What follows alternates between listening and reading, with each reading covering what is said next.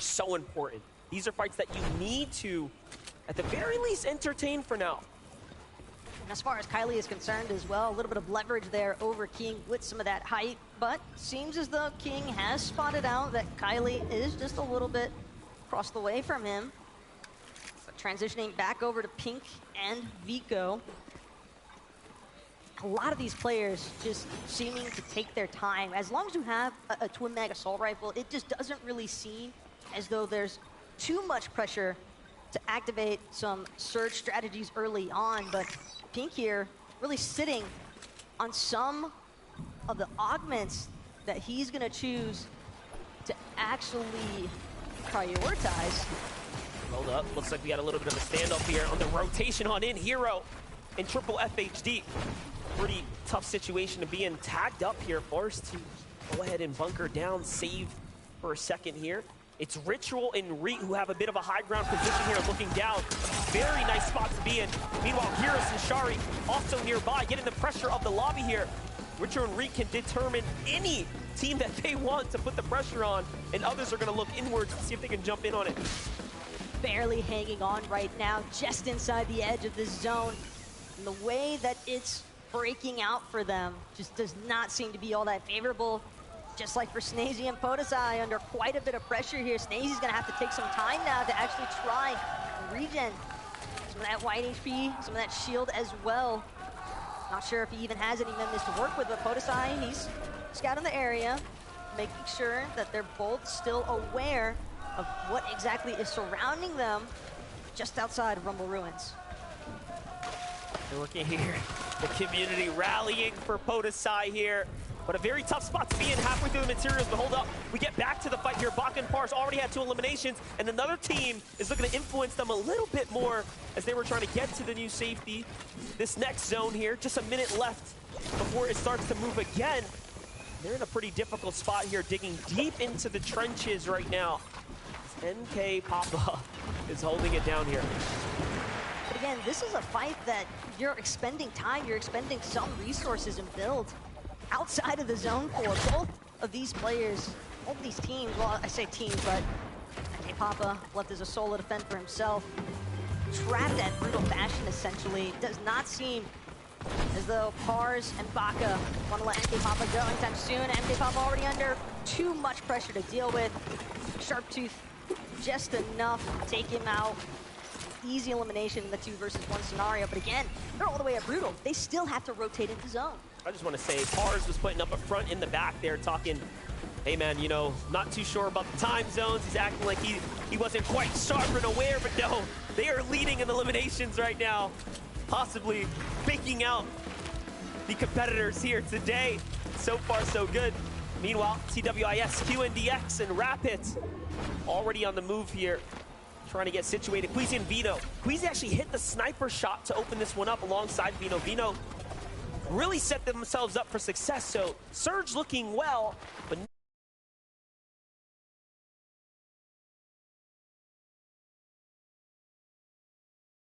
excited to see Cammy and Seti not make it. I mean, they have to be at this point, given that they're still in. They're still able to continue trying to accrue some points on the leaderboards. I know, taking his time right now with that suppressed sniper, seeing if he has an opportunity here, but instead, no, it's gonna be off in the distance. True Lex and Chicha caught wind of Queasy and Veno on top of this hill, and that's not the surprise party that Veno was hoping for. Yeah, let's not forget, Chicho and True Lex were definitely under some pressure here. So they're not sitting the prettiest when it comes down to overall material, but all in all, they do have the great positioning here on the top of this mountain. Yep, Queasy's gonna go in and get on out of there. Picking up augments now as well, really trying to round out his advantage where possible. They're just gonna have to rotate to greener pastures. Giving Queasy's loadout as well. That first assault definitely gonna come in handy when you've got a gold twin mag. Bonus damage, always a plus on that first shot. And the same thing as well for the first shotgun augment that he had rocking there with that gold Sharptooth, so you can definitely expect him, or expect that there's a reason why him and Veno are looking to try and find those bamboozle opportunities. Not too surprising though to see teams still trying to collect as much break as possible here. Karmi and Vanyak definitely wanting to acquire just a few more builds, but understanding the fact that some of these teams starting to trickle in as Zone continues to pull just further towards that mega city area. They're gonna have to be careful of the teams rotating from above them. Yeah, and there are a couple late stragglers looking to make their way to the new zone. Meanwhile, Sphinx and Pollo sitting right above Acorn and Cold here. Like the positioning so far. No reason to do anything too hasty just yet. Meanwhile, on the feed, Miro's taking his own damage to himself, possibly taking some fall damage, possibly being deep in the zone here, falling on a late rotate. Could be troubles on the horizon here. Not forget, Miro has all of the in-person experience. He has the FNCS titles under his belt, but his teammates needs to pick it up. Let's watch though. Sphinx, look at the material count here. This is a desperate plea to get somewhere that he can replenish. So coming into the mega city comes with its own risk, but there it is. Refarming material is going to be the name of the game for them. Meanwhile, securing the island, Malabuka and Thomas HD. A huge, huge gain here if you, of course, can secure this. Worth 15 points. You are the first to Rift Island to go ahead and convert. And it definitely seems as though Malabuka and Thomas are initially going to be successful. I'm not sure if these other teams that are looking to actually Rift in will have a chance to catch up in time, as Malabuka, Thomas still holding down the capture point. You've got to be aware of the fact that there are bound to be some other teams. Maybe if they can't get the capture point, might still be looking for the vaults that remains, but that is a free 15 points there for Malabuka and Thomas, and the teams rotating from the underside. They've got to be careful now because that's some good loot for Malabuka and Thomas. Another way to look at that, Baka has 3 elims. They scored more points than those 3 eliminations are worth in just a matter of 15 or so seconds. Very, very great way to put yourself into a Sunday position. And now we watch some of Brazil's best Quitos and P8 Zin versus Baka and Pars here. Man, Baka and Pars has not had an easy way to the safe zone so far. At this point for them. But when you think about it, they're nearly 600 above the damage threshold to be that far up on Surge, and yet still in a less than favorable position here. Is there a possibility that they may have spent too much time looking for some of those early fights, and that might have delayed them just long enough? Yeah, well, listen, we got to get caught up with the in-game and the mid-game, so let's go over to 11. Thank you very much, Monster. Look, there are so many high-profile battles we've been watching all across the map. But one that we need to pay attention to, the Invitational champions, Kami and Seti, went down early against Daedus and Stain, and it was a fight we knew could happen, but many people didn't actually expect it to go down how it did. Daedus and Stain wiped Kami and Seti off spawn, and now they're conceding throughout the game, and it's going to be a big question mark for whether or not Kami and Seti can bounce back, and how are Daedus and Stain going to use this opportunity? How many more times can they continue to beat these guys off spawn? I had the chance to speak to Daedus and Stain yesterday, and even though they don't speak English, I tried my best, and they were there practicing their drops. They said they were ready, they said they had the better drops, now they were going to beat Kami and Seti 5 out of 5. What a bold statement to make. Thank you, Levin, for the insights there and the valuable insight of being able to really hear from their perspectives. But oh, we have Booga. Oh, big tags coming in for Booga. He doesn't have a teammate either. Threat's already down for the count here. He's below the surge. He's gonna have to do more here, Taco. Booga just looking so isolated right now. Bing and Gun just really taking their time to see whether or not they want to try and finalize on an elimination onto Booga. Booga definitely aware, definitely closing in, sees that brief moment of separation there between Gun and Ping, and feels as though it might be his opportunity to strike, but Gun being certainly aware of the fact that they're going to have Booga trailing in behind them, and Booga, he's trying to take the shots where he can. Gun having some difficulties getting those builds up behind him.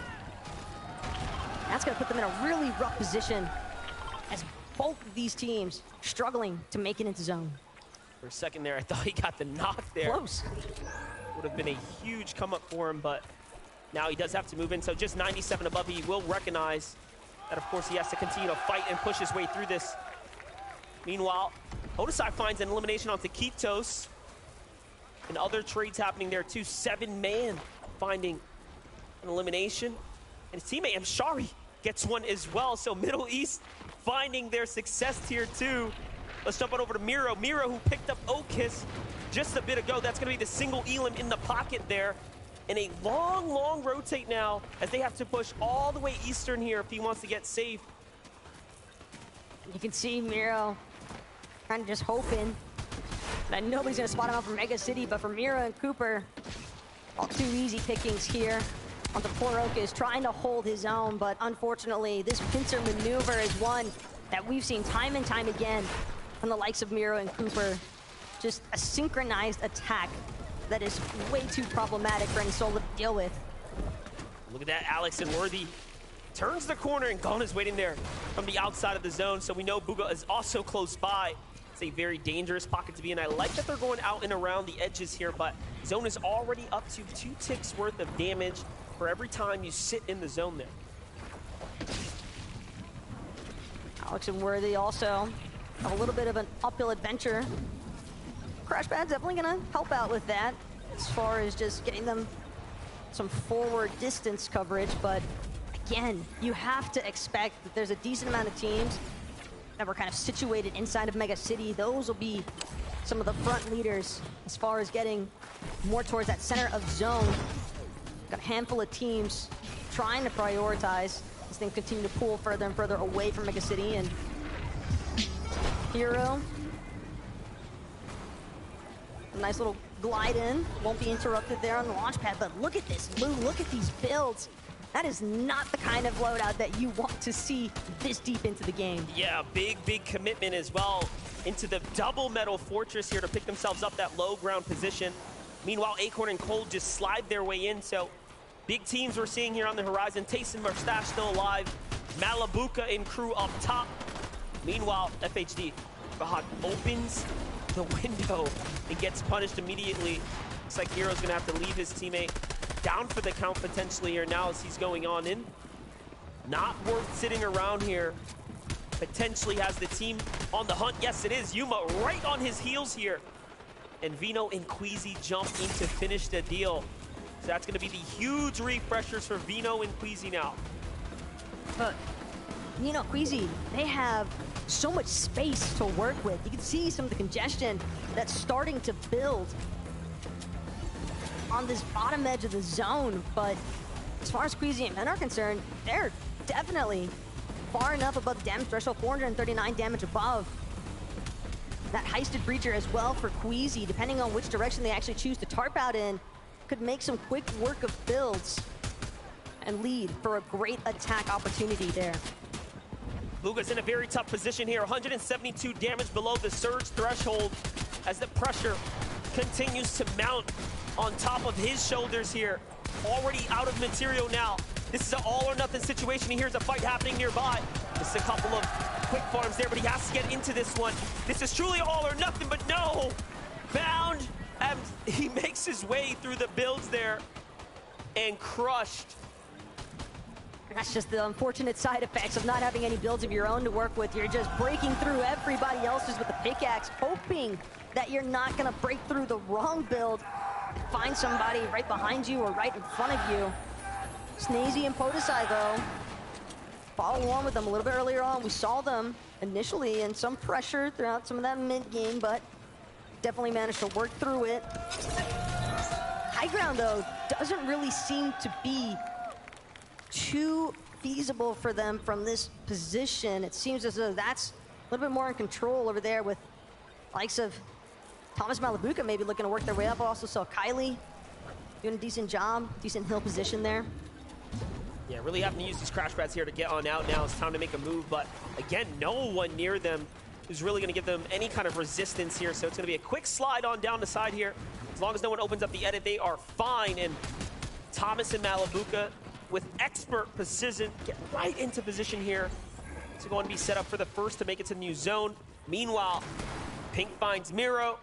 He's down and out on high ground as well. Trulex and Chicho set up for success. So we're already looking at a very big game. Remember, with just 5 in front of us, a huge performance is really all it takes to give you the leg up, put you in the spot to walk away straight to Sunday and not have an early day of competition tomorrow.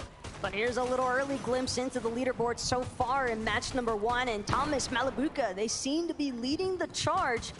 And with Ping and Kyrie having just been freshly eliminated there, this is a moment we saw Malibuka and Thomas looking to see as though they might try to work their way up through that secondary height layer, but as far as Merstash and Payson are concerned, they know they've got teams surrounding them every which way. Right now, it's about picking the right direction to go, and a lot of these teams trying to avoid some of the water that's just on the side of the zone. NA just has a few teams alive, Acorn and Cold being one of them, Baka and Pars. Cooper is up still too. Meanwhile, Queasy and Vino, some of EU's best on the move right now. Crash Pad's perfectly putting them in position right now. But Snazy and Plotoside fall on this rotate here. A very tough time for them. Indeed, Queasy playing for high ground right now. This is what we love about Queasy, but no, someone's gonna shut that dream down. All the material commit there put to waste, as now they have been crushed there, but here comes Vino to go ahead and reconnect, and high ground is theirs here. King, meanwhile, on the opposite end of the spectrum, as a solo forced into the water, swimming through this ultimate low ground, hoping that he doesn't encounter anybody else anytime soon, but it's gonna be mixing off to his side, not able to connect the shot, swims directly underneath a duo, and it's gonna be an opportunity for Strokey to possibly get knocked. No, instead it's gonna be King under pressure, and it's too much. The elimination onto the Brazilian King. Yeah, the comms come out, they say, wait, there's someone under here. Come down, support me, and with no hesitation, there was Strokey and Kylie just coming on in, getting the full finish there. Here's Pars and Baka. Baka so hurt, but 6 eliminations, my gosh. They are doing it again. They did it at the Invitational. They're doing it at the championship so far. Remember, this is gonna be arguably the most difficult bracket to fight your way out of.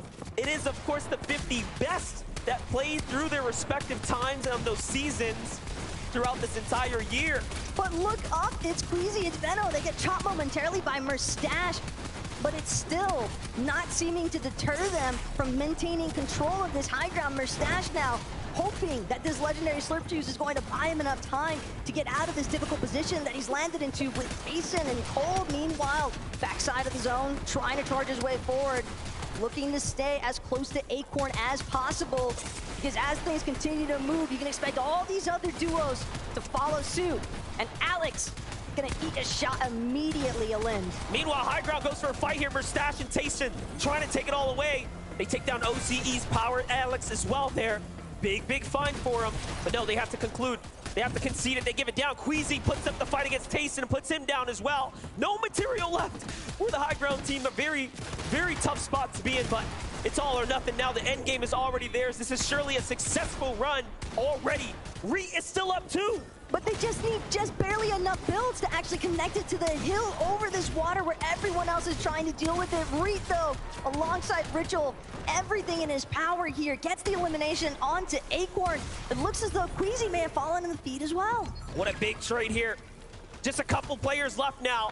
This is it. Vino solo here, but he does have builds. The clutch is possible. He's also one of the healthiest here on the lobby. But Strokey doesn't have much to work with. He also can't get up and over. It's going to come down to the siphon of whether or not he can get the conclusion, and Vino does.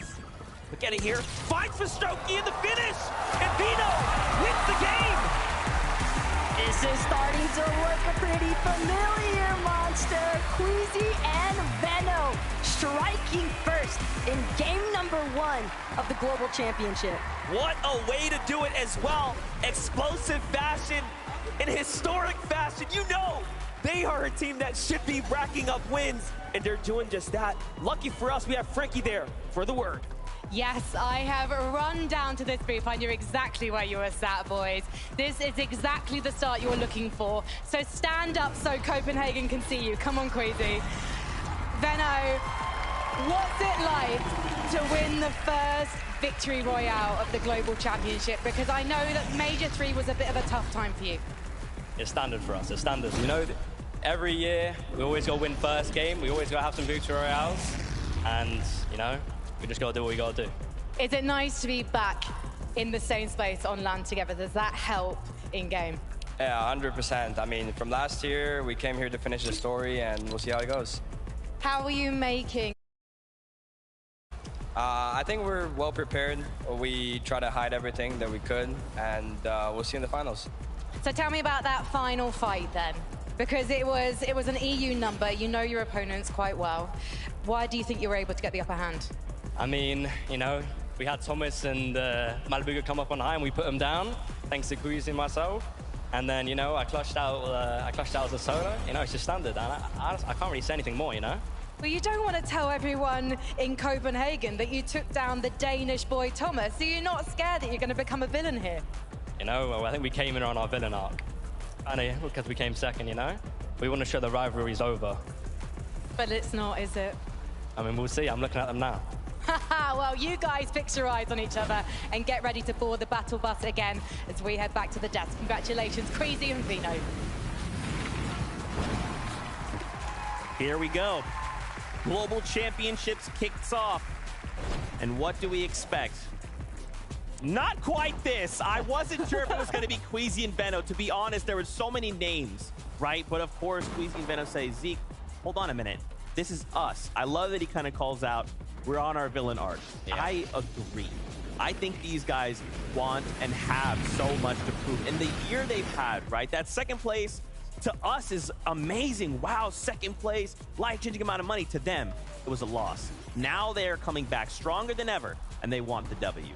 Yeah, these guys are winners, right? They see second as the same as 50th. It doesn't matter to them whether anyone else is taking that crown, because they want it to be them. They want to make sure they can do it, and I really, really like the way they played that end game. Beautiful stuff from them. Just typical Queasy Veno stuff. They're on high ground. They got to that front side of zone, cranked up, actually fell down at the beginning of that end game, which kind of threw them off a little bit, but no, they're used to that sort of situation, and that's exactly what they do best.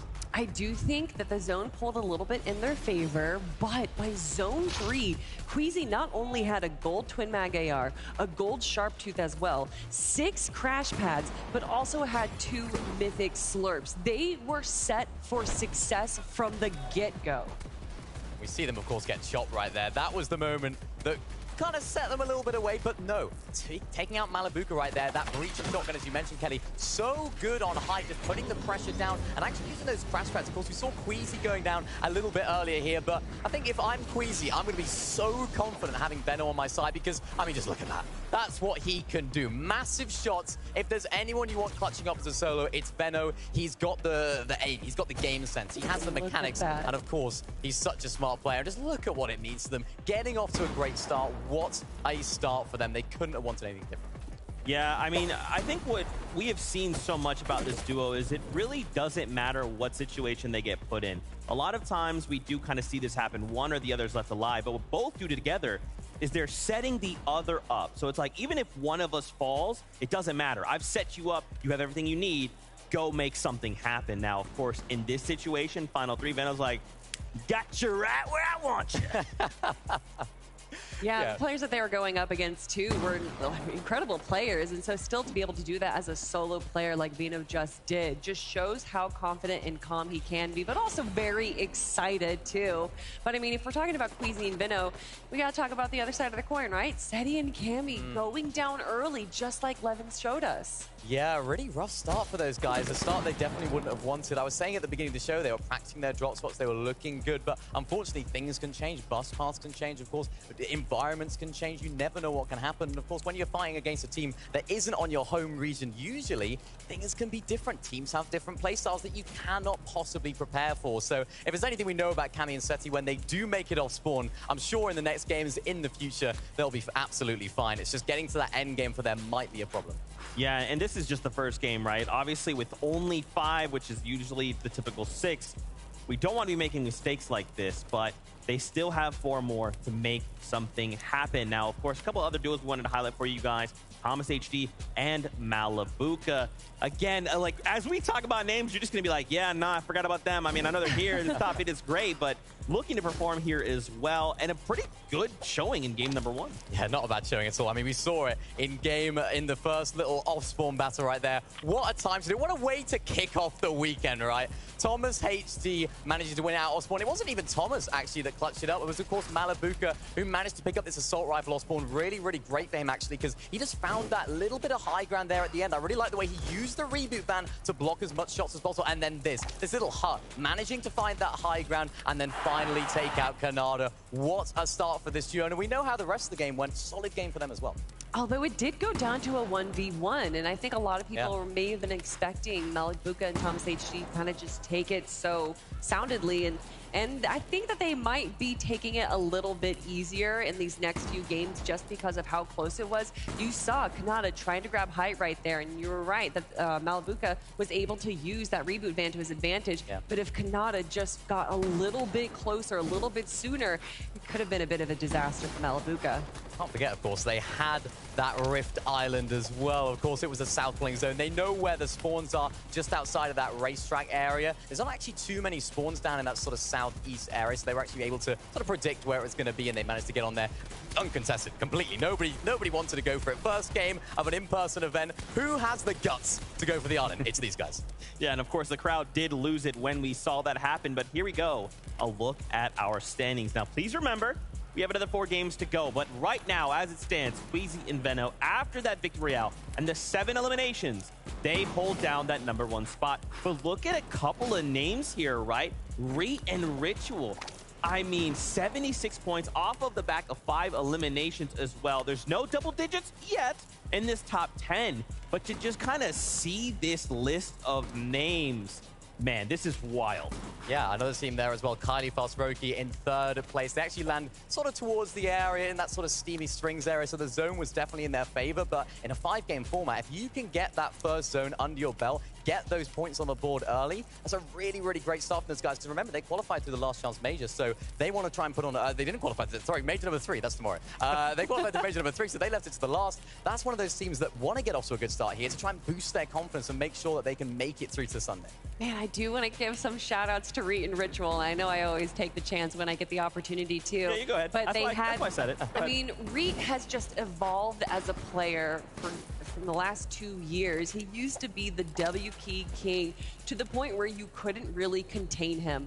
But around zone 3 or 4, you saw him playing patiently. They towered up pretty early on, able to get those Storm Surge tags. And it wasn't until towards the end game that Reet really popped off and grabbed a few eliminations. They're not really a placement player. And to see him get that 2nd place spot or 3rd place and eliminations as well, I mean, I'm just proud to see him evolve as a player. It was really difficult down those lower layers as well. Remember that end zone? It was all over water. It was an absolute mess. I saw King there swimming through. Like a shark. Like a shark down below, trying crazy to scoop up some loot. Of course, he ended up getting taken out. But those are the difficult times. If you don't have those materials, you don't have those refreshes. When you have the fragging power of Reet, that's where those refreshes come into play, because you need those builds in that water zone. Some would say those Reet refreshes. Anyway, let's go back to the leaderboard.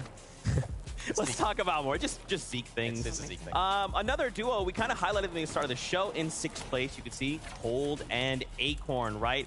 They did manage to find themselves the 5 eliminations, but they're maybe lacking a little bit on those placements. Now, I feel like for me, rather than kind of like go through all these duos and kind of talk about everybody, I kind of want to talk about what we saw in that game. Mad congested, right? There was, toward the end game, almost no one had materials, right? Everyone's doing the same thing. We are trying to go on the defensive. We don't want to make a mistake here in game #1. Well, that's due to the fact that this is a low mobility meta. Besides the rocket ramp, so these players, instead of being able to kind of just use these mobility items to rotate around the map, they're going to have to tarp up. They're going to have to protect themselves as they rotate all the way to that far southeastern side. So it does kind of benefit the teams that are closer there, or the teams. We did see a few players using rocket rams in there, or at least having them in their loadout just in case.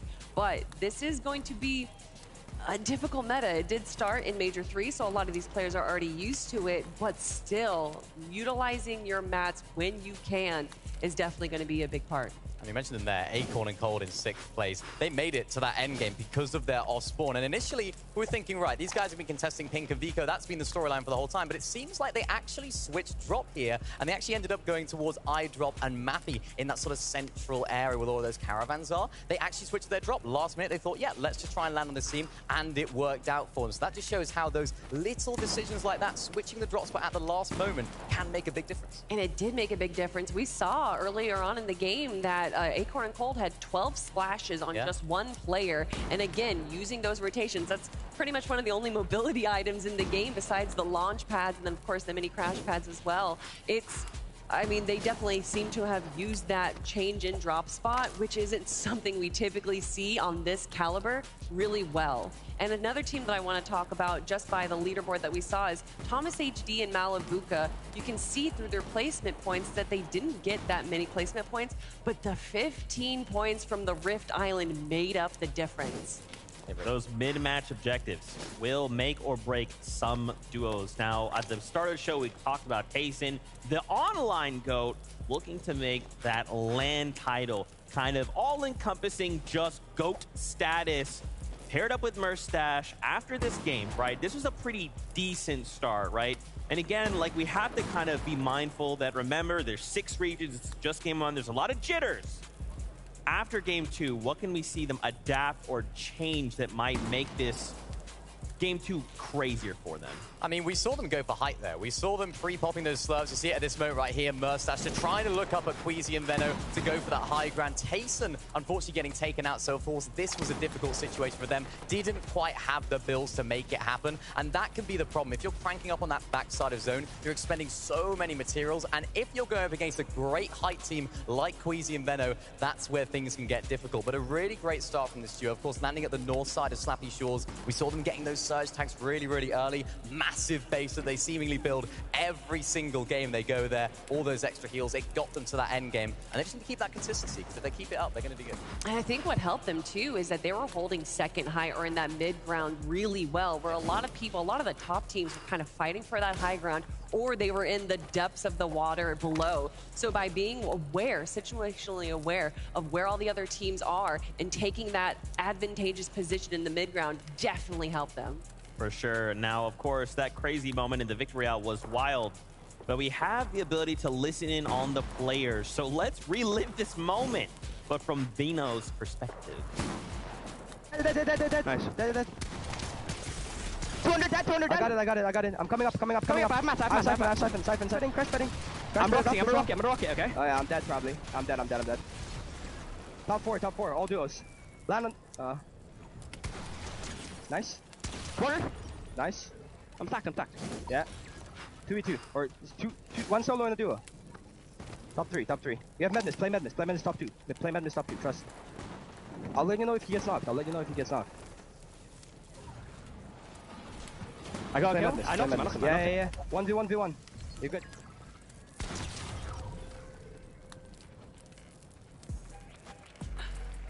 That's kind of nuts, right? I love that Veno is able to just focus, right? It's just about just let me rock my mechanics, right? Just tell me where to look, tell me what to do, and then just let me execute upon that. Queasy just so calm, right? He's like obviously there is a bit of chaos in the moment, but Queasy just listen, just grab this. You're fine. Trust, you've got this. That's such a skill as well. I feel like not many people talk about it. When you are down and your teammate is solo clutching like that, the comms that you give are so vital. You can see Queasy just making sure that he is giving the absolute perfect comms, what he needs to know. Maybe he might have missed something. Maybe it's his heals. Maybe it's his materials. But Veno's like, okay, let me cook. Just give me the ingredients that I need. And part of the reason he cooked there was that rocket ram, using it to go straight up into the air, see where the rest of the remaining lobby is, land down immediately, and get that incredible shot. That's why we're seeing them in first place right now. 93 points to start off the day. A pretty decent lead relative to the rest of the lobby here. And, you know, I don't want to say necessarily bravery, but to use that rock ram in that situation almost is like... It's risky, right? Mad, high risk, high reward, but for him, he makes it work. Here's a look at our top 20 duos as it stands just after game number 1. Remember, 4 more to go.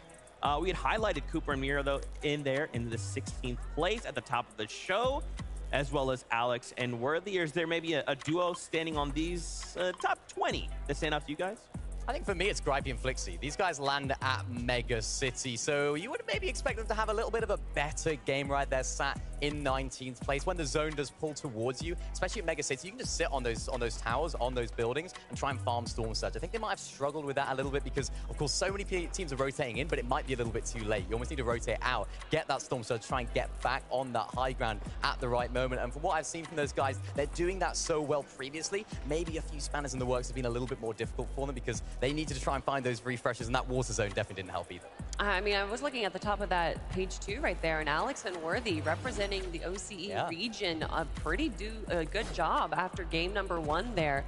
And I know that a lot of people tend to think that these competitions are going to be, you know, oh, EU and then maybe NA, but a lot of these, you know, smaller regions showing up right from the get-go. And it's about making a statement in this first day, right? Remember, first 5, top 25 go on to grand finals on Sunday.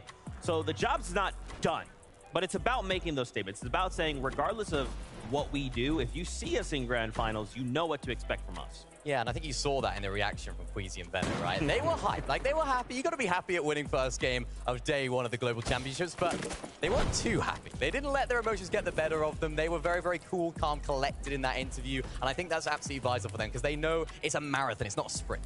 Yeah, and speaking of a marathon, we saw Baka kind of going on a marathon throughout that game right there, grabbing so many eliminations, and part of that definitely has to be to that mythic MK7 that he had there. He was 600 damage above Storm Surge in the middle of the game, and by having that on your pocket, it's definitely going to be, you know, a bit more of a confidence boost leading into the end game.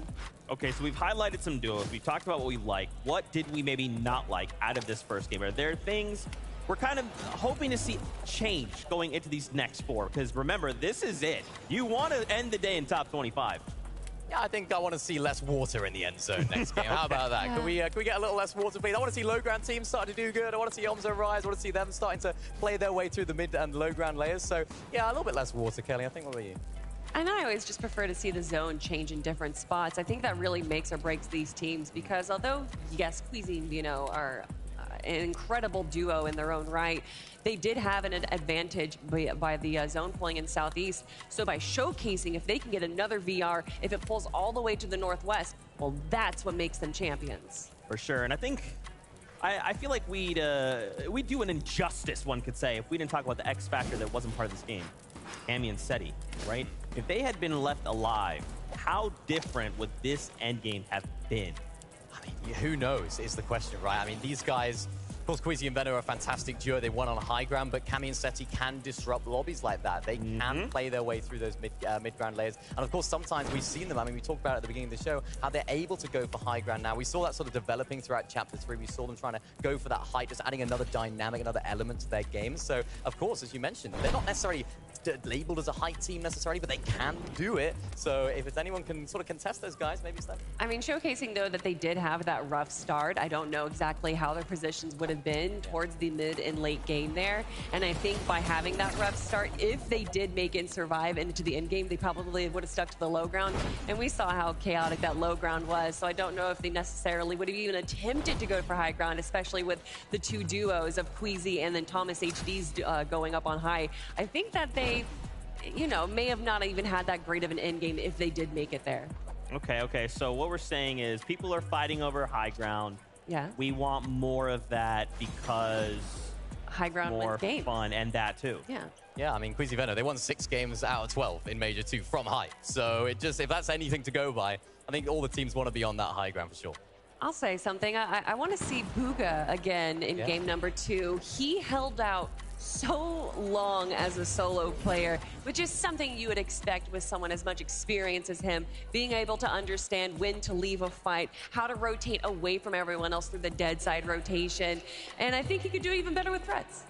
Yeah, that was a kind of a difficult situation to be put in, right? So many people landing there at Mega City, losing threats very, very early on, and then there's just so much pressure. You can't go for the reboot. You can't try and make something happen. He did still manage to find eliminations, right? That's still points. We still are working towards something, but I think you're right, Kelly. with threats there, it could be different, Mini. Yeah, definitely. And we saw Booga actually going down to Surge there. He was trying to be a little bit too aggressive because he needed that Storm Surge damage. And when you're only 1 of 2, it's so difficult to do double the damage that you need because, of course, he's only on his own. He tried his best. And being only 174 below at that point is a credit to how much damage and how much aggression he was showing in that mid game because he needed to do it. But, I mean, it's Booga. He can make anything happen. Yeah, and this is still just game 1 of day 1. It's fine. There's so many more opportunities for these duos to change up their play style and potentially pull out something we haven't seen before. That's right. Well, let's hear from Frankie, who's actually standing by because we want to hear what's going down in the crowd. Well, I think Copenhagen thoroughly enjoyed game number 1. Did you love it, Copenhagen? Were you happy that it was a European victory? Let me hear you. I have met a couple of Americans who's traveled all the way here. I don't know if there are many North American fans in the audience. Can we hear it? Do you love North America? That's not bad. And don't forget, this is the Friday, so the audience is still arriving because people are coming from work. Maybe someone's plane was delayed. What about Brazilian fans? You can always count on the Brazilian fans to show up for their players. Any esport, any game, the Brazilian fans always give love. We've also got so many Japanese players on stage as well. I did meet a lovely Japanese family who came in just for them today as well. Any more Japanese or Asian fans? Oh, I love it. They've all gathered over here. We literally have a row over here of the Japanese fans. Oh, we literally have an entire group of people who are in jerseys who are here to support the Japanese players. And what about Middle East and Africa? Oh, well, we've certainly got some of the crowd going, and I can't wait to hear how things hot up as the competition continues. For now, let's head back to the desk. This is what it's all about. It's hard to not get a little bit emotional when you think about, like, we have been having competition kind of separate all year, right? And now getting to come together to just compete. Obviously, there's a lot of stakes, but when you just think about this concept, 6 regions all going head-to-head, the fans in the stadium, I'm sure fans at home watching, all the people you are all cheering for, it's just something else, man. So good. I mean, we see it online. We see some stuff on social media, people having a little bit of banter between themselves, a little bit of rivalry, some love as well between different regions. But to see it all here right now is absolutely amazing. I like the fact that Frankie went around the whole arena there to see who was where we expect to see some people, and we have some very, very loud fans here. Oh, just a bit indeed. So gentle. I mean, yes, there is a little bit of banter going on online, but there's also a little bit of banter going on in the pre-show. Yep. But I want to talk about Reet and Ritual. I already talked a little bit about them, but I just want to showcase how they were able to make it into the end game there. And as we can see, 5 eliminations and that 2nd place spot.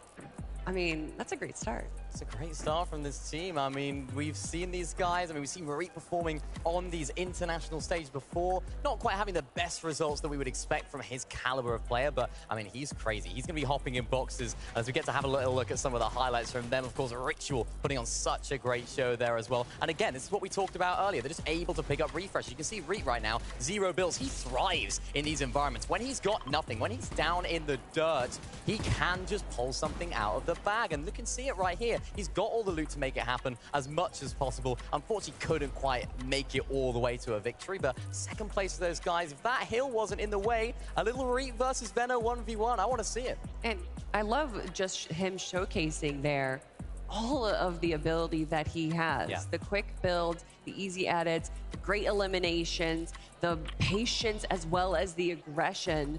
I mean, that's what it takes to be a top player. It's not just having good aim. It's not just having game sense. It's having it all. Yeah, and I think what that gameplay showed me, and actually something we've kind of seen a lot of, but more players have kind of shined a light on, is these sneaky tactics, right? It's not about, let me just run at you, because remember, these players are playing with indicators. There's so many ways to kind of know there's a threat incoming, but for so many players, they're kind of utilizing the strategy where we're just going to crouch around, we're going to come around this corner, we're not going to build, we're not going to make any sounds, and then suddenly, bang, we're here, and now you're in a fight. For Reet, this took him up to 2nd place. Yeah, absolutely insane. I mean, we saw him there with the exotic shotgun, just doing so much damage, jumping right in the box. I think that shotgun and him are like a match made in heaven. I mean, it's the perfect shotgun just to jump in the box and go crazy with. So I'm expecting more of that from them. I'm expecting them to maybe try and keep consistent whilst also going for those eliminations. But it's one of those situations for them where, do they have what it takes? I think so. It's all about how can they feel after game number 2. What's going through their head right now? How do you even pick up from a game where I'm sure they would have hoped to have won, but they couldn't have got off to a much better start than that, only one place. My only concern is that they can be a bit of emotional players, and being emotional is, you know, it's a double-edged sword. It does give you that passion, that excitement, but then it also can be a big detriment where once you're down, you are down for the rest of the competition. Now, again, I keep talking about the evolution of these two as players, so hopefully they have been able to kind of break past that wall. But I mean, my goodness. Game number 1, and just so many big names going down early, so many new teams also coming through and kind of showcasing their region. And I already talked about the Mo. Baka and Pars. Baka and Pars getting 8 eliminations in that game. I mean, they just seemed to have a game where they were so far away from the zone almost seemingly every single time, yet they managed that so really well. We saw them taking that fight all the way up on the north side of the map, which did drag out a little bit. Of course, a 2v1 situation, you want to be getting that done as soon as possible. You want to be cleaning that fight up ASAP. So for them, they had to expend a little bit of heals, of course, but that did give them the Storm Surge damage. I know Taco mentioned it on the cast. They had so much Storm Surge damage at this point. It's a testament to their fighting ability, and you can see it again, needing those refreshes, hopping in the box. And recently, these guys have really been impressing me. They've been cooking. They've been doing really good. I mean, look at that. Baka down to a sliver of health, literally 1 HP. But what he did is incredible. The confidence that he has. He didn't run away and turn tail, which a lot of these players would do. Instead, he kept going for that refresh, and clearly it worked out for them. Pars unfortunately getting 1v2'd there, but still, after that fight, they have to be feeling good. Remember, both these guys actually played with different teammates at the Invitational, so I think those land jitters, they're not going to be affecting those guys quite as much. And I think that's why they got off to a very, very good start there. Despite the zone pulling all the way down to the south, they had all the answers to all of those questions. And I think in this stage, in this environment that we're in, that's the most important thing, just trusting your game. Absolutely. Well, we're getting word that game 2 of the day is ready. So let's send it back on up to the casters to get things started. Thank you so very much, Zeke, and that's right. We're really beginning the reset right now. Game 2 is just moments away, and as we already know, we will have to see what will happen with Kanata on the drop here alongside Aegis. Aegis put up the numbers, but here it is. Game number 2 is ready.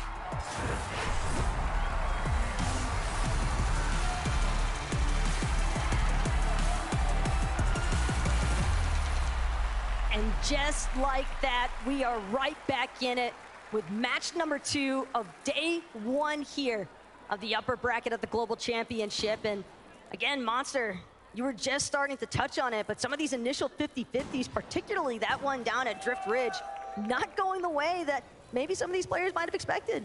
And crazy, look at this, the 50-50 Stain and Datus landing directly on top of Seti and Cammy. Really looking to play upset here. Seti quite doesn't land perfectly inside. He doesn't get a weapon first, but Cammy does. Cammy does exactly what he needs to. Gets the finish here, gets the siphon as well. And it's all in his favor right now. Here comes the pressure. But it's all up to Datus to keep the hopes of Asia alive here. They managed to win out game number 1. Seti, though, relatively low. We see Kanata as well, striking back for revenge there with a knock onto Malabuka. But the action here at Frenzy Fields, it's continuing to build as Datus now looking for a little bit of a wraparound just outside of this barn. Datus getting some nice shots. Seti will go down. Now it's just a 1v1 between Cammy and Datus. Man, Datus really showing us what he is capable of. Coming second, the FNC has major things for the Asian region, but no, comes in and Cammy finishes the job. They strike back, but it's not over yet. Meanwhile, it looks like Kanata and Agers have also finished the deed on their side of the map. You got to think, look, Kylie Fastroki listening to what's happening here. So Cammy and Seti are not safe just yet. Meanwhile, North, Pars, Baka, coming out of the early game, they had 3 eliminations. So it wasn't just this team they finished. They had more to fight after this. But it started with Pars and Baka getting that early duo elimination onto Misha and Teeny. And whether or not they can look for a repeat instance is all going to boil down to whether or not Baka and Pars really want to try and take a more aggressive push here.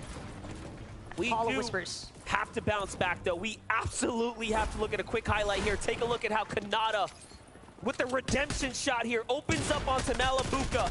The greed was real. He finishes him off. And then Thomas HD in the distance. The shoes were changed. Put on the other foot here. They secure the slurp truck. Get the double angle, and Kanata aggressively slides on over to get the full finish. And now they have a chance to fight back here. We could be seeing both of them in Sunday finals. If it wasn't for that slurp truck, things might have looked a little different there for Kanata, because I don't know if you noticed, but only 8 shots left in that twin mag. But again, now it's going to be Thomas and Malabuka who are left to sit and simmer, wait to see whether or not they can finalize things there in game 3. Crazy to think, too. There's only 5 games, right? And all of a sudden now, 2 of our favorite duos, one from EU and NA, now have a chance here to really make a big deal and push their way up the standings. Really showing you that, hey, there's a limited number of opportunities, and you have to make the best of it. I told you, Vistroki and company might be coming on over, and look at this. They're here to play upset. Cammy and Seti, they might have dealt with Stain and Datus at the beginning, but they still have plenty of work cut out for them. Vistroki, just slightly above Cammy for the time being. Cammy, though, doing a good job utilizing these builds. Some brick gonna be going out.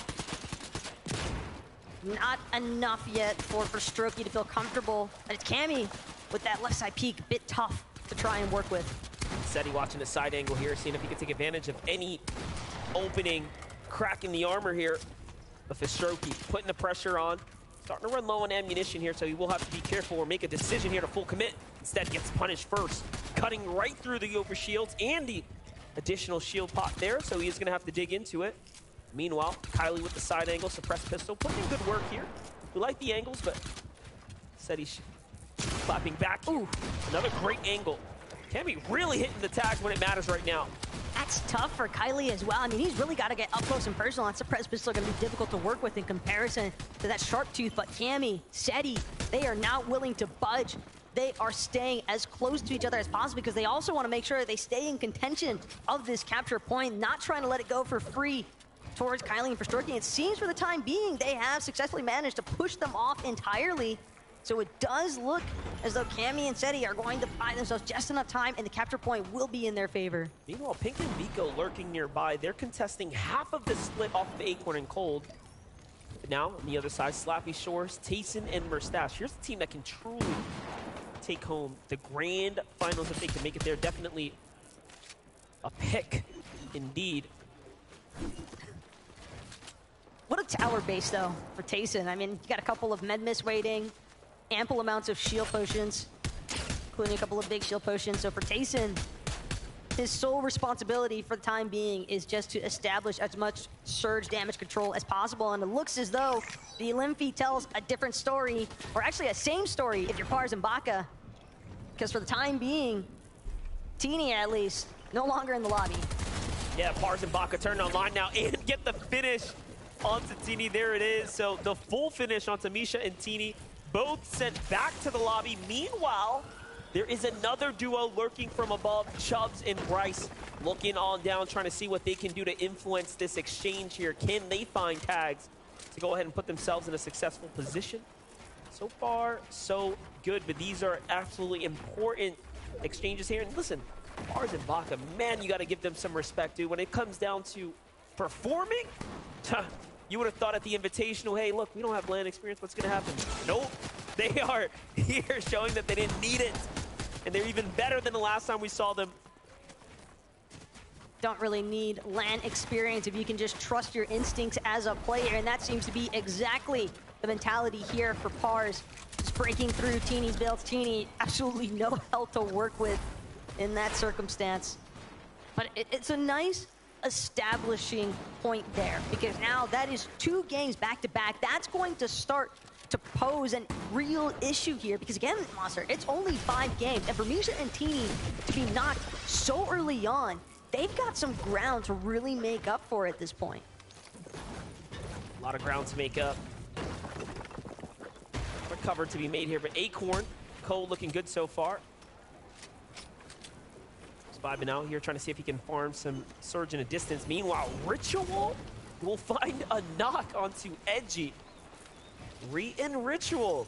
What a surprise from them. I did not expect them to have such standout performances, especially with such a strong game one, and then an even better start to their game two so far. Here's Jamon and Yuma. Very, very interesting duo right here. Just kind of floating around for the time being. Just waiting to determine which direction.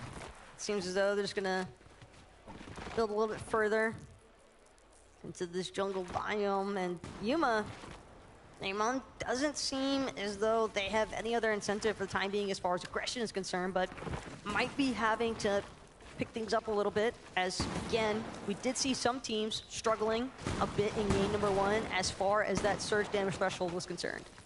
Yeah, for Strokey and Kylie, definitely not going to have a problem with that right now. One of the few teams with an elimination right now. Already making a move deep into the outskirts here as they see there's a potential cache left behind. So just trying to secure what they can.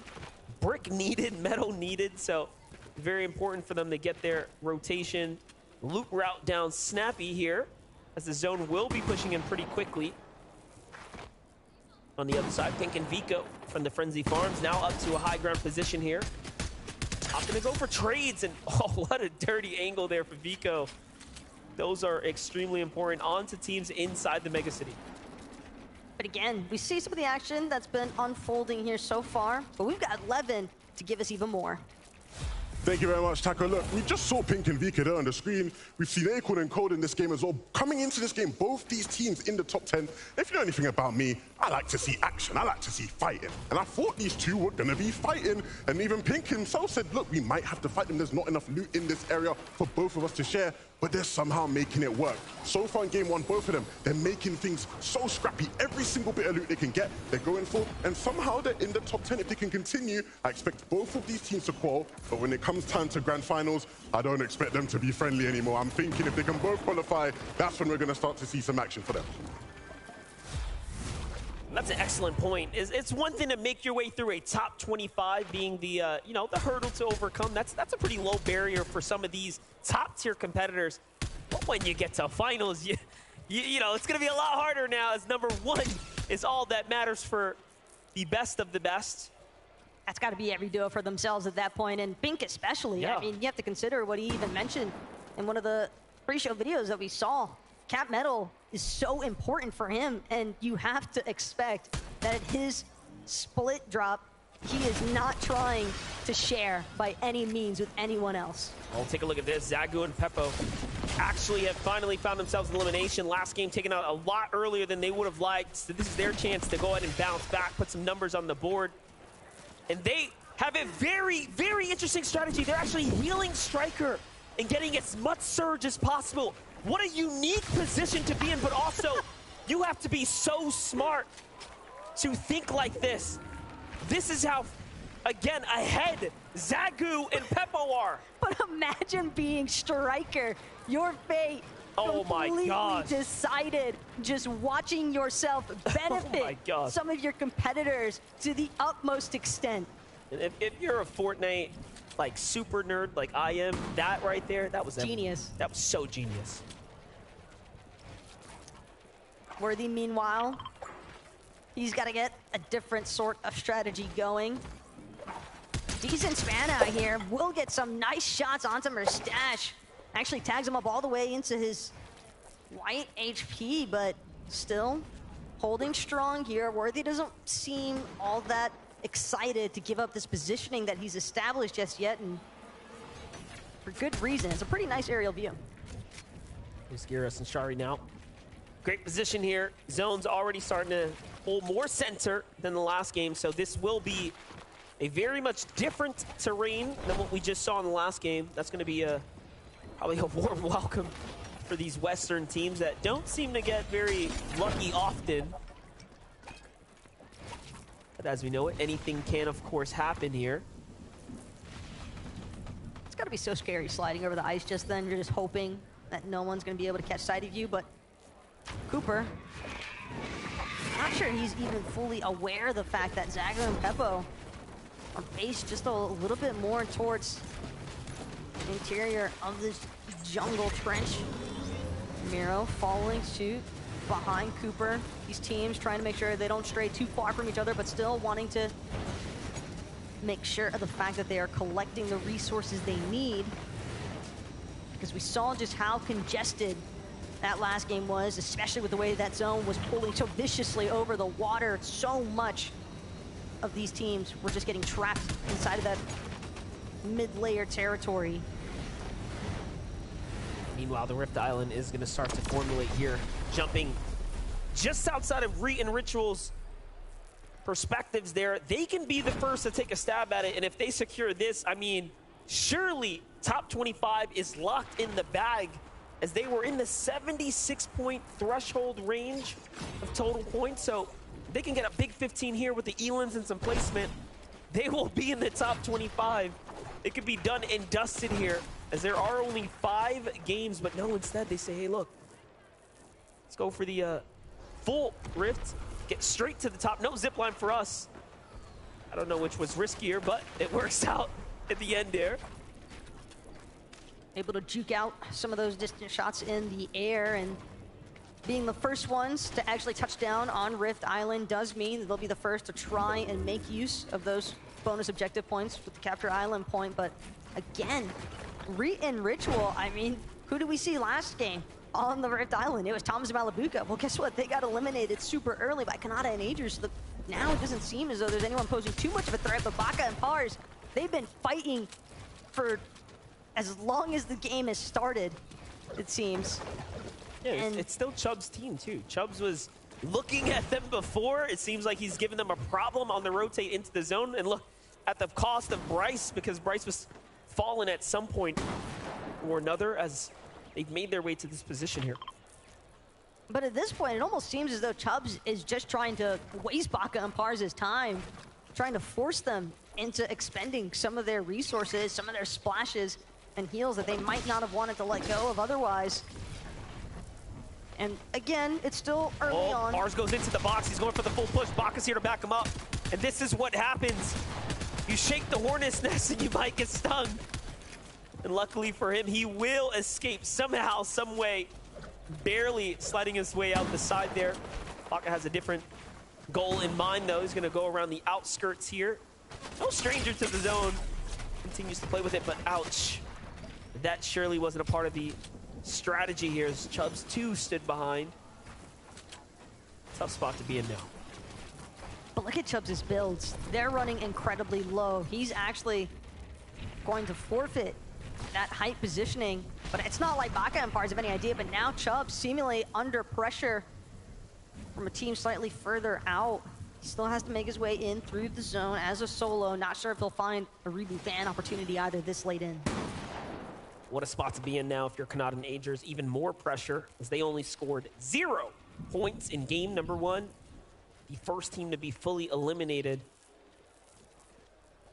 but not humiliated. They do have a true chance now. Finding tags here now into Thoric and Bolts. Of course, some of NA's best there too. Very few can say they've wielded the pickaxe of champions, but hold up, jump in with Colleen Fastroki, who's already gotten the elimination. This is actually a full finish that they picked up, potentially onto Cammy. And now Seti is by himself. My, oh my, what a tough spot to be in for Cammy and Seti. Of course, didn't pull the luck of the draw game 1, and now game 2. Not going in their favor necessarily here. Could we be seeing them a lower bracket push? It's the fact that Seti and Cammy already had to deal with one nuance at the start of match number 2. Wait, no way he gets the save, right? Seti going for it, so might make it to Cammy in time, but unfortunately the rocket ram speed just not enough. Having the reboot card though, we talked about how difficult it can be to look for that reboot ban opportunity, but it might actually be the intention from Seti at this point, because it's a lot easier to make it into that end game if you have your duo with you. That is right. Well, last game we saw Booga make it work as a solo with no threats. This time Seti says, no, I'm not going to endgame by myself. He's going into the storm for a reboot. Let's see if it ends up working out. Meanwhile, Queasy and Vino continue to farm their surge tags here. Desperately in need, though. 145 damage above that protection is not going to be enough, not for long at least. They're recognizing the potential threat looming. Here comes the rotate though. Another sniper in hand here, so Vino really flexing and exercising his sniper play here. It's Kanata who's in front of him. They gotta be careful. Vino though, taking his time with the approach, as you would expect. Have to keep in mind for as much of a fragger as he is. Oh no, it's trouble though for Threads here. He's got a nice knock, it seems. Might be able to find the double finish, but still, Anon doing everything in his power to delay as long as he can, but this storm is so problematic. Threads trying to see if he can finish the job now onto Anon. He wants this refresh of materials from both Suns and Anon, bound to get something for his troubles at this point. Gold Sharp Tooth Pump, primed and ready to go. That right side peek, and it was nearly a miss there for Threads, but he will be able to capitalize, close out. Another elimination secured here. And that's gonna be Oshi taken down by NA. If it wasn't for that overshield, he was done. He had 2 eliminations worth there. That's 100 HP in Siphon, and he ended with 86 health, by the way. Surely the map doesn't quite add up, so he needed a little more that we couldn't see if it was that overshield that kept him alive there. My gosh, how close that was. Well, for QND, Rapid here, Middle East, 2 of their finest here. It's time to get on into this new zone here. Long rotate to make, and it's gonna be a tough one for them. Meanwhile, out of the top 5 here, only 3 duos remaining here in game 2 for Stroky and Kylie down, and Shari, Vision View down there. You can see on the right. On the bright side though, for QND and Rapid, did see them with that Storm Chaser augment, so that's definitely gonna benefit them a decent amount. They continue to look for those rotations. Klonsky and Grolls, on the other hand, Circplants doing the job as far as getting some health and shield regen is concerned, but definitely still need to wait around, see if they can get more. But unfortunately, when you are this far below the damage threshold, 320 and then some to work with as far as damage is concerned, and that number only growing bigger. Yeah, that's not enough. They need a lot more. Coming up quite short here. But I mean, hey, I like the strategy. Of course, these are going to continue to replenish. They can bounce back and forth, but at what speed can they stay alive here now? Trying to rock it out, trying to wait it out. There it is, really starting to run thin on time now. Eventually the math will catch up. One false move and they are down and out. It seems as though they're really hoping that some of these other teams might just get elimed all of a sudden, because we have seen circumstances where teams might be relatively far behind on Surge, but Dean gets elimed and then the gap isn't as big as it initially seemed. But for Vico and Pink, they've got a whole nother mess to cover. Only 18 below damage threshold, so the pressure is definitely on right now, but it's on Pink. Seti is the one who's gonna clutch up here when it matters. And although he may have saved Cammy, unfortunately, it does seem like he has to continue to ride this one out. It was definitely worth it though, because at the end of the day, they picked up eliminations and he picks up 2 more now, putting up at 4 here. So this is still a game that's worthy of earning some, at least some points, right? Remember, at a very, very early finish in game number 1. If there's anybody that knows how to play the low ground, it's definitely going to be Seti as well. So Tarp being through as a solo, while difficult, isn't necessarily impossible, but man, with some of these teams that are looming just outside of where he's currently situated, it is going to be tough. And Taysom Merstash, they're going to be crossing just next to Seti, and Seti, he's going to have to continue trying to play from that far backside of the zone. And meanwhile, Alex still has the high ground there. Just for Had, Hero, it's next door. Big shots going out, teams in the distance here, hoping to pull zone, but Had and Hero put in the shots here. Man, Geras and Shari, 4 elim. Geras and Shari definitely with the 4 eliminations so far. And they're just continuing to see if they can add even more to that number, because even with 4 eliminations, being only 13 above on that surge damage threshold just goes to show you how aggressive this lobby has been. Definitely a close one there. Meanwhile, Reap finds another elimination there. Worthy, who had the high ground, gets knocked by Hero. Okay, so they must have over-peaked from their position, and now they've been taken down. That could be a potential huge swing. Could Middle East be winning game number 2? So far, they are setting themselves up surely to do so. Seti rotates across. Vino and Queasy already trying to do this. Back-to-back run, back-to-back number here. And look, Hero is trying to make their way up, but the resistance up top is Vino and Queasy. If there's one thing that Queasy and Veno love to do, it is take height by that 8th zone. And it's something that they've done excellently throughout 2 games so far. But again, they still have to maintain it. Can't count your chicks before they hatch sort of mentality.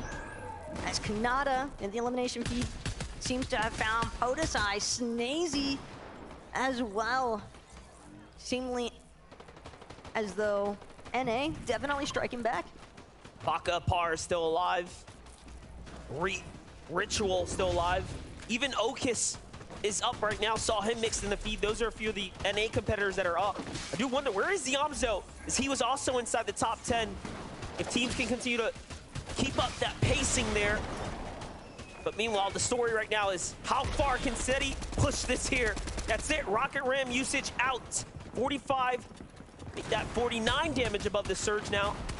Halfway through material, this is a tough spot to be in. Here's the Yamzo's look. Mid to high ground here. Moving all the way across. Beautifully done and clean execution on the rotate here. He actually takes down Middle Eastern's Hero there. So that was that second to high ground team. And now they just have to deal with Queasy and Vino. If they can do just that, they will be the kings of the top. It's almost like dealing with a final boss at this point, as far as Queasy and Veno are concerned. But so long as they're in the match, teams are going to have to look out. Cole, though, with Acorn, doing an excellent job taking out Sphinx and Oyo. That's going to clear things up for them as far as these immediate threat players are concerned. Seti, though, again, the fact that he is still kicking despite being a solo for so long here, MDF. What a fantastic display of his experience. I just can't wait till we get another listen in later, because you know Cammy and Seti are putting down the comms needed here to navigate through this game so effortlessly, making it look easy. Meanwhile, on the low ground, here's Middle East. Fahad here, representing 4 elims right now. What a big spot to be in, showing us just how good they really are. And let's again not forget, this is the Global's best tier. Joining us for the upper bracket, you had to perform in the upper tier of the 50 to be here today. Kanata falls inside the top 16 there. Very far push for him, but not good enough. Yamzo and Rise just doing such a great job leading the charge on the low ground at the front side of the zone. Just doing their best to cut off everybody that keeps trying to traverse into their territory. As now Yeman will meet the same fate as so many others so far. Seti, though, still managing to tarp his way through, but running so incredibly low, only has 8 builds, make that 6 left to his name, hoping that he can find a straggling refresh anywhere. The one who's gonna find that refresh is Fahad. He finds Okis there straggling in the distance, but hold up, here's Reed. No ritual in sight by himself. We already seen him do it once. He clutches up, goes in and takes down Pars. Once friends, now enemies here on the stage. Meanwhile, Seti says, hold up, you want hype for free? Not when I'm in the lobby. Down goes Girus, and a quick trade there, but Shari comes to the rescue here for his teammate, and he is the new king of hype for a second, but Acorn Cold, representing for NA, not known for the big elims, but so far the placement point's exactly where you expect it to be. Here's Yamzo. Yamzo, clap from the side here. Rise left to do it by himself. He cannot flirt with the storm here. Acorn's clutching at the moment. Acorn's trying to do what he can. He's got that auto Maven primed and ready, but at the same time, even with the Maven auto, he's not going to be able to miss a singular shot. He has hardly any HP to work with when you consider the shield that he's missing. He's doing a great job so far. Continuing by time, only 1 build left though. This next moment has to be his best. Clixie doesn't see it coming as Acorn finds the elimination he needs. Just enough builds to keep going up. Absolutely clean elimination there. Shari now looking for it. They have 9 eliminations. Acorn goes all the way up. Needs to come on down. Knows where his opponent is, and he's looking for him. But the zone is ticking, gets right into it. He knows he's got a couple opportunities here. It's all or nothing now. One shot will be it, but no, it won't be enough. Still though, 4 eliminations in a second place there. And Shari take home the second game now alongside Giras. Seti nearly playing smartly there for Sherry and Giras, but even with Seti having eliminated Giras, Sherry doing a phenomenal job to clutch things up. And we've got Frankie standing by to get into their minds. That was quite the performance. How did you feel in those final moments of that game? Great. And what was going through your mind? Because you had an American flying up into the air, getting the information of you, but you had the better health in the situation.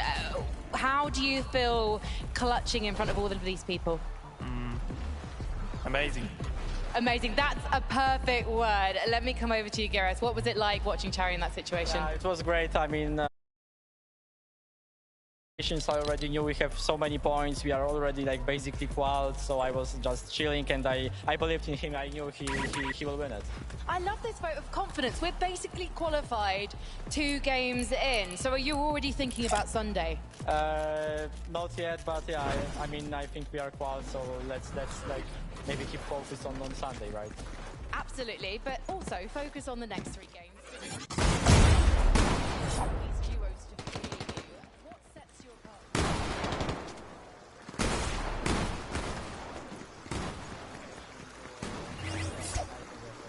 Well, we definitely saw the strategy pay off.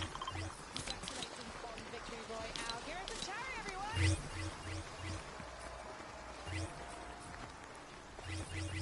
Man, oh man, to compete on this stage in and of itself